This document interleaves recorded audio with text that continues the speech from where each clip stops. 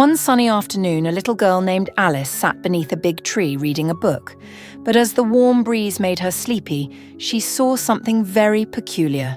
A white rabbit wearing a tiny coat and checking a golden pocket watch. "Oh dear, I'm late, the rabbit muttered, hopping quickly toward a hole in the ground. Curious, Alice stood up and followed. Before she knew it, whoosh!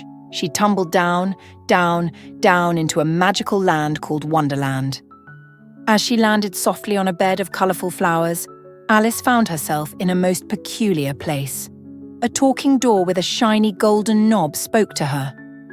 "You must drink from the bottle on the table to enter," the door said.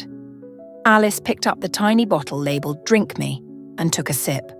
Suddenly she shrank down to the size of a teacup. She fit perfectly through the small door and stepped into the most wonderful world. She met a grinning Cheshire Cat who disappeared and reappeared in mid-air, laughing softly. "Where should I go?" Alice asked. "That depends on where you want to be," the cat replied mysteriously before vanishing into thin air. Alice walked through a beautiful garden and soon arrived at a mad tea party, where a Mad Hatter, a March Hare, and a Dormouse were drinking tea and telling silly riddles. "Why is a raven like a writing desk?" the Mad Hatter asked, pouring tea into a cup that was already full. Alice giggled. "I don't know, why?" "No idea," the Mad Hatter laughed. After some fun and laughter, Alice wandered further into the land and found a grand castle belonging to the Queen of Hearts. But oh dear, the Queen was shouting about her missing tarts and ordering her card soldiers to paint white roses red. "Off with their heads!" the Queen cried, pointing at her soldiers.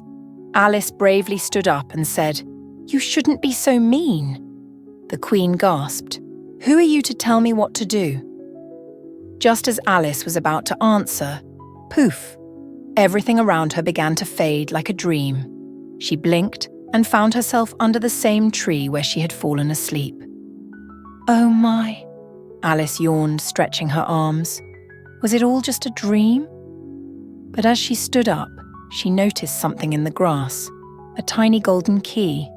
Maybe, just maybe, Wonderland was real after all.